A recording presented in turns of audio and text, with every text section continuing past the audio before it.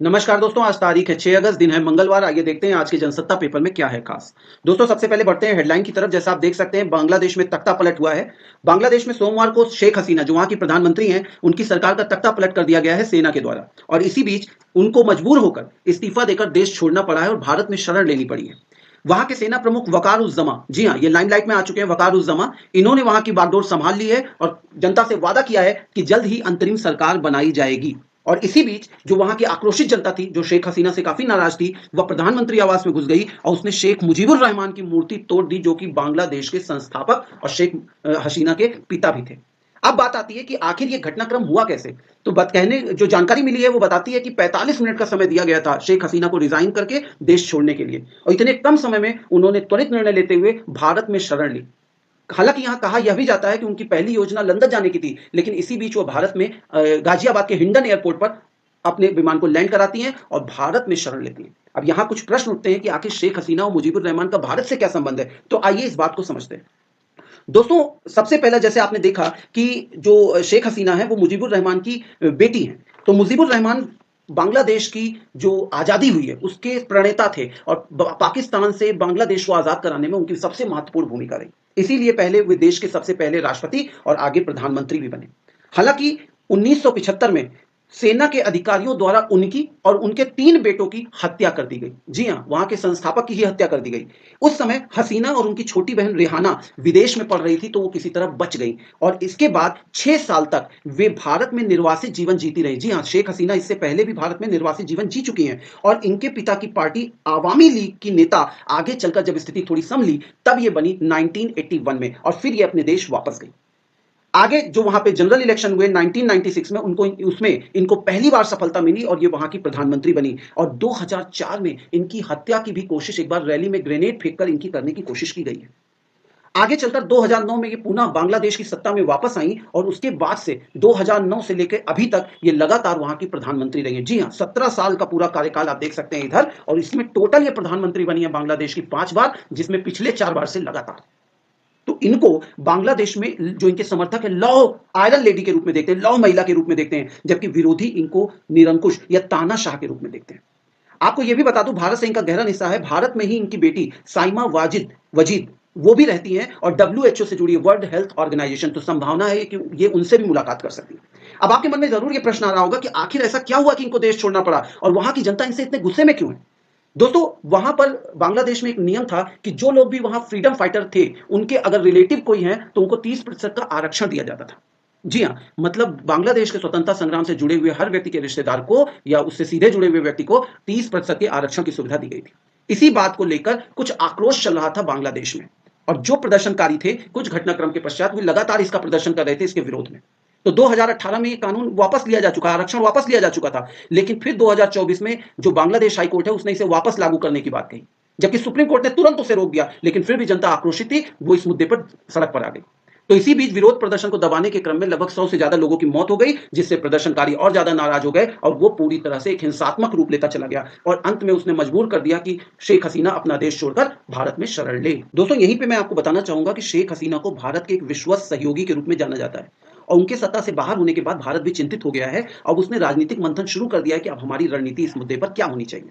लेकिन तात्कालिक रूप से भारत ने कुछ कदम उठाए हैं, जैसे भारत बांग्लादेश के बीच व्यापार को रोक दिया गया है, रेल लाइन और उड़ान सेवाएं अनिश्चित काल के लिए स्थगित कर दी गई हैं, और अब भारत सरकार बारीकी से इस बात पर नजर रखे हुए है कि अब यह घटनाक्रम कौन सा मोड़ लेता है।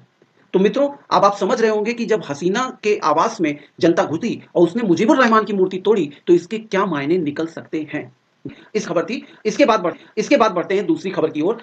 जैसा आप देख रहे हैं, रुपया 31 पैसे टूटकर 84.03 प्रति डॉलर के सर्वकालिक निचले स्तर पर पहुंच चुका है। जी हां, इसका कारण बताया गया कि पश्चिम एशिया में जो बढ़ते भू राजनीतिक तनाव है और अमेरिका में मंदी की चिंताओं के बीच ये बाजार जो है पूरी तरह से नीचे की तरफ आ रहा है। तो कहीं ना कहीं भारतीय शेयर मार्केट पर भी इसका प्रभाव पड़ा है और साथ ही साथ मुद्रा का जो मूल्य है उस पर भी इसका सीधा प्रभाव पड़ा है और इसी के परिणामस्वरूप मंदी देखने को मिल रही है। अब अगली बात आती है, हम आगे बढ़ते हैं। अगली बात तीसरी आती है दिल्ली से। दिल्ली सरकार के लिए केजरीवाल को एक बड़ा झटका लगा है। केजरीवाल को कोर्ट ने कहा है कि आपकी गिरफ्तारी बिना कारण नहीं है, इसलिए आपको अभी थोड़े समय और भी जेल में रहना पड़ेगा। इसमें कुछ खास हमारे लिए नहीं है, हम सीधे तौर पर इसमें नहीं जाएंगे। अगली न्यूज आती है, ये हमारे लिए इंपॉर्टेंट हो सकती है। जम्मू कश्मीर में सितंबर में होंगे विधानसभा चुनाव। जी हां, जल्द ही हम जम्मू कश्मीर में इलेक्शन होता हुआ देखेंगे। सितंबर में वहां के इलेक्शन कराए जाने की अनुशंसा की गई है। अगली बात आई है जो आप देख रहे हैं सुप्रीम कोर्ट की एक तल्ख टिप्पणी आई है कोचिंग सेंटर मौत मामले में। जी हाँ, वारंट केस अभी समाप्त नहीं हुआ है, रोज उसमें कुछ ना कुछ बयान आ रहे हैं। अभी जो है सुप्रीम कोर्ट ने स्वतः संज्ञान लिया है और केंद्र और दिल्ली सरकार को नोटिस जारी कर जवाब तलब किया है। उसने कहा है कि ये कोचिंग सेंटर जो है, ये जरूरत पड़ी तो हम इन कोचिंग सेंटरों को बंद भी कर देंगे। जी हाँ, जैसा आप यहाँ देख रहे हैं, जरूरत पड़ी तो हम इन कोचिंग सेंटरों को बंद भी कर देंगे, फिलहाल इन्हें ऑनलाइन चलना चाहिए और जब तक ये इमारत नियमों और अन्य सुरक्षा मानदंडों को सावधानीपूर्वक पूरा नहीं करते तब तक इन्हें चलाया नहीं जा सकता। और इसीलिए उसने कोचिंग सेंटर की तुलना डेथ चैम्बर, मौत के कुएं से कर दी। जी हाँ मित्रों,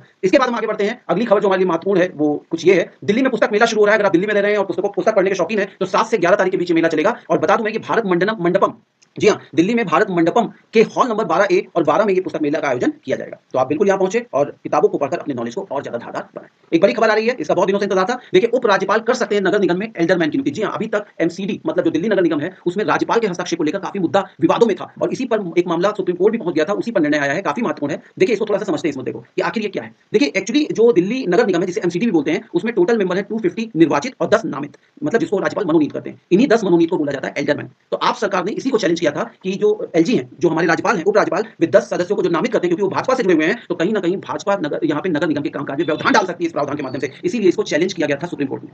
तो उपराज्यपाल की ओर से जो 10 पार्षद मनोनीत किए जाते थे, विशेषज्ञ होते थे जो इन मामलों के, तो उनको चैलेंज किया था कि ये नहीं किए जा सकते, इसको रोका जाना चाहिए। तो सुप्रीम कोर्ट ने कहा नहीं, इसे रोका नहीं जा सकता और ये एक प्रॉपर प्रावधान है, ये आगे भी कंटिन्यू रहेगा। तो ये बहुत बड़ा एक तरह से कह सकते हैं आघात है किसको, आपको, आप मतलब आम आदमी पार्टी को। खबर जो है पेज नंबर 7 पे है, जहां पर ये बताया गया है रिसर्च वर्क के थ्रू कि भाई देखिए, दुनिया का हर 11वां इंसान भूखे पेट सोने को मजबूर है। मतलब आज के समय में भी स्थिति ऐसी है कि दुनिया में लगभग 73.3 करोड़ लोग ऐसे हैं जिन्हें खाना नसीब नहीं है और 2019 के आंकड़ों से अगर इसकी तुलना की जाए तो 15.2 करोड़ का इजाफा हुआ है।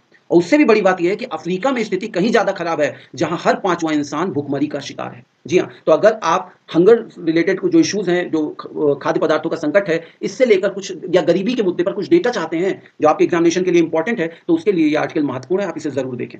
इसके बाद अगली बार लाइन पे आते हैं, इसमें आप देख सकते हैं एक कहा गया है डोनाल्ड ट्रंप को राष्ट्रपति बनवाना चाहता है उत्तर कोरिया का तानाशाह किम जोंग उन। देखिए, इसके पीछे कारण क्या है, ये ऐसा कहा गया। एक्चुअली अमेरिका में डोनाल्ड ट्रंप राष्ट्रपति बने, क्यूबा में उत्तर कोरिया के जो राजदूत हैं उन्होंने ये बात कही है। क्यों कही है? क्योंकि उनका मानना है कि ट्रंप के कार्यकाल में अमेरिका से परमाणु समझौता करना आसान होगा और इसी बात को लेकर उन्होंने ये टिप्पणी की। जैसा कि आप जानते हैं, ट्रंप जो है किम जोंग उन को लिटिल रॉकेट मैन कहते हैं। जी हाँ, क्योंकि वो लगातार रॉकेट और परमाणु परीक्षण करते रहते थे, तो उन्होंने उनका नाम ही रख दिया था लिटिल रॉकेट मैन। आइए देखते हैं आगे इसमें क्या प्रगति होती है चुनाव के बाद। आगे बढ़ते हैं। देखिए, मध्य पूर्वी देशों में हड़कंप मचा हुआ है। क्यों हड़कंप मचा हुआ है? क्योंकि इजराइल ने हमास प्रमुख इस्माइल की हत्या करवा दी। हत्या करवाई कहां पर करवाई? ईरान में करवा दी। तो अब क्या हुआ, ईरान और इजराइल के बीच युद्ध की जो समीकरण है वो बनते हुए दिखाई दे रहे हैं। तो पूरा विश्व चिंतित है। क्यों? इसलिए चिंतित है, और खासकर भारत, क्योंकि भारत के अधिकतर लोग खाड़ी देशों में ही रह रहे हैं। अगर मैं कहूं कि कितने लोग, लगभग 90 लाख से अधिक लोग।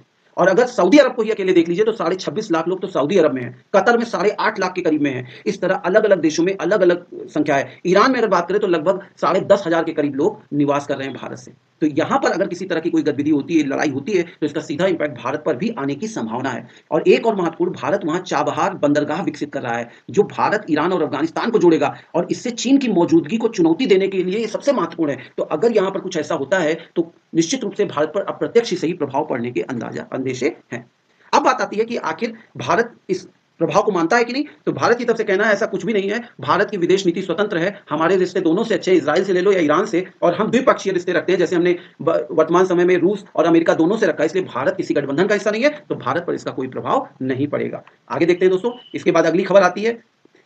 देखिए, यहां पर कश्मीर से यहां पर कहा गया है कि जो कश्मीरी नेता है वो कह रहे हैं कि भैया जिस दिन से धारा 370 आपने हटाई है तब से लगातार हमें घर में नजरबंद किया गया है, हमें लगातार काम नहीं करने दिया जा रहा है। 5 अगस्त 2019 का दिन न केवल जम्मू कश्मीर बल्कि भारत के इतिहास में भी एक कलंक के रूप में दर्ज होगा। तो ये बड़ी बड़ी उनकी तरफ से कमेंट्स आ रहे हैं किस पर, 5 अगस्त पर, जो कि आप देख सकते हो अभी बीता हुआ दिन था। इसी दिन 2019 में कश्मीर से धारा 370 या अनुच्छेद 370 हटाया गया था। तो उसी पर रिएक्शन आप देख रहे हैं।